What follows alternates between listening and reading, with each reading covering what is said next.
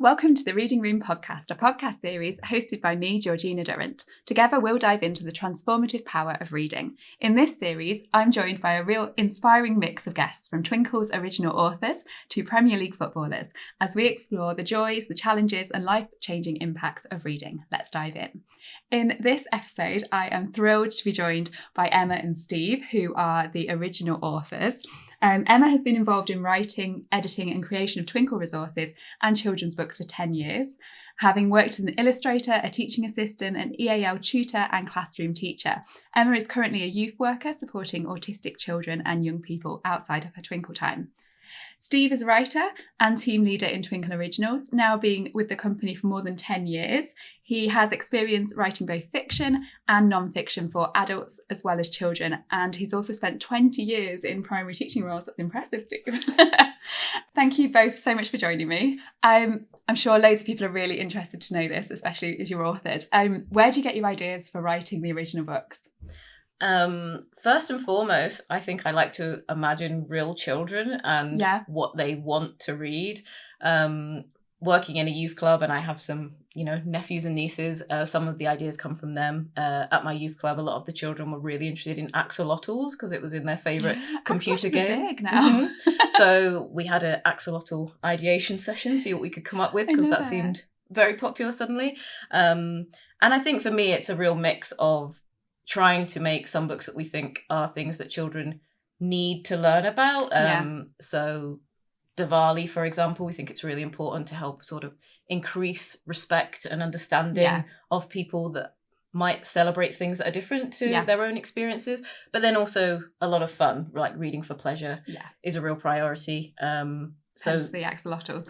So we've got axolotls, bear babysitters, monsters. Oh, we love the bear that babysits, by the way. That's one of my favourites. Good, isn't it? It's one of my favourites. Oh, fabulous. What about you? Yeah, I think it's a real mix of research and imagination. Yeah. So we've got teachers on our team that are experienced in schools as well as children's literature now, and we work really collaboratively. So those ideas, they really come through the team. And once we've had those insights into what people are searching for and what kind of topical trends and things there are, then we can take those away and try and add our own thoughts. And I always say that some of the best ideas that I have for writing usually come to me when I'm out walking or running, and you just let that imagination kind of go with the research that you've made. With you everywhere you go. And always have one by the bed. Yeah, and if you wake up and you're like, I've got a brilliant idea. Absolutely. Fabulous. And it sounds like you both love writing books, but what do you love the most about writing books? I think for me personally, I love reading. Yeah. I've always had that love of reading, and maybe it's about wanting to recreate in others what reading has done for me. I've always loved writing too, to be able to stir those emotions in people, whether that's to inform, to educate, to entertain, to be able to really engage young people in a story and see that, the effect that has. That's what I'm aiming to do with my writing. Oh, I love that. And imagining sort of the child that's reading it and the child that's sat there listening to that story when you're writing it must be amazing. Absolutely, yeah. And to feel that can then go and influence so many different people. Yeah, that's great. Oh, wonderful. What yourself? I think I really like the problem solving about creating a book. I think I've always worked on picture books. I've actually written some of our decodable books and also some of our books that are to be read aloud. And I think the challenge of how can I tell a story in this limited number of pages with a limited number of sentences because it's for young children. I really like having that to overcome, particularly on the decodable books. Sometimes you've only got, a certain number of phonemes the children know and then only 6 pages. How can I tell a story in, with those limitations? I think is really interesting. But similarly to Steve, I think it's imagining like the child at the end of the journey of making the book, actually reading it and enjoying it. And I was lucky enough to be able to go into a school recently and read a couple of the books that we've made and see their response. Oh, and that see must be wonderful. That dramatic page turn works. That plot twist surprised them. It was that was one of the most rewarding parts of the job. I bet that was wonderful. I loved it. And which is this is going to be a really tricky question, but which is your favourite book? Which is your favourite Originals book? You've got to pick one. Well, it gets harder to answer as well. I've been involved with more than 50 for the Key Stage 2 age range now. I think I've written 17 or 18 for Twinkl now. Wow. But despite that, one of those that holds a special place in my heart is the very first one that we did, which is the dual world of Anders Arnfield. Yeah. It just was a great story idea that of a boy that lives this dual life during his dreams. Oh, wow. But then more recently as well, I've really loved, I'm going with two now. Albie's Dear is a newer one, which would appeal to fans of Michael Morpurgo. Oh, wow, brilliant. A really heartwarming story of a boy that meets a wild deer, but has to let her go in order to save her. Oh, wow. That sounds brilliant. What about you, Emma? My favourite is probably still one of our order books as well.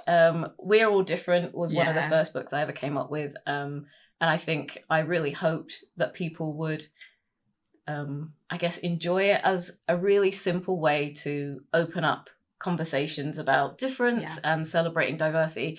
And our members responded really well to it. And it was one of our most downloaded books. So diversity and difference is something that is really important to me. And to see that being reflected in what our members were interested in was really rewarding. And it's been printed and downloaded, I think, 250,000 times. Wow. So that's something that makes me really proud to work at Twinkl. Yeah, not surprised. That's incredible.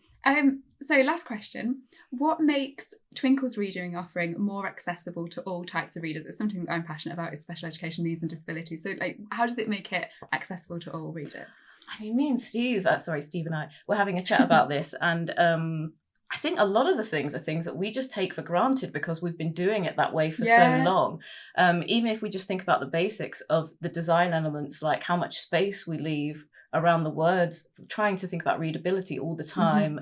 What font are we using? I think our font that we use on picture books is larger than other publishers would. We're always thinking about making sure that the contrast is really high. There's space around the words, and there's pictures for, obviously Key Stage 1, trying to make sure that those pictures support the text as much as possible, and then going into our Leap Into Chapters, that bridge between picture books and older readers for those children that, need that support to get there. And we've got audio, which I think really helps. Lovely. So children can, maybe if their decoding level isn't quite at the same level as their peers, they can still access the same high quality text, develop that comprehension, build their vocabulary without having that as a barrier. And then more recently, I think one of the things that has been a real step on, I think, in accessibility is our addition of symbols to some of our children's books. Absolutely brilliant. We've just printed our first ever one. It's not ready soon, it's coming really soon. And I think for me, again, really passionate about communication for all, and adding that into our books has been, I guess, the combination of some passions of mine. So absolutely, a lot of hard work that went into that. Yes, as well. A lot of hard work. Yes, you were involved. So thanks for that. And Emma mentioned the audio. I mean, just the different formats that we have.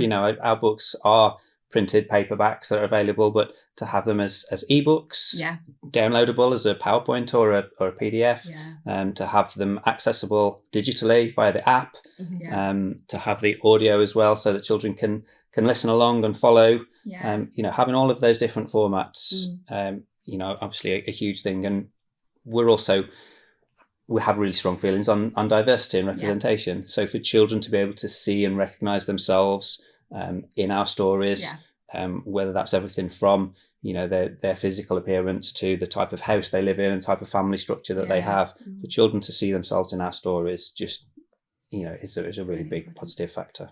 I think we're always trying to think about that way to make as many children as possible have access to as many books as possible. And I think the app is really useful for that as well. I mean, the learner logins, if you haven't heard of them, are just the most fantastic thing for getting teachers. Any teacher with a Twinkl subscription can give 30 children in their class books, like a whole library to take home. And, for children who, space is an issue, you've got books. You can give your class books, which is, I know, one of the things that so many of our members tell us. We can't afford books. We haven't, all parents don't have the space for books.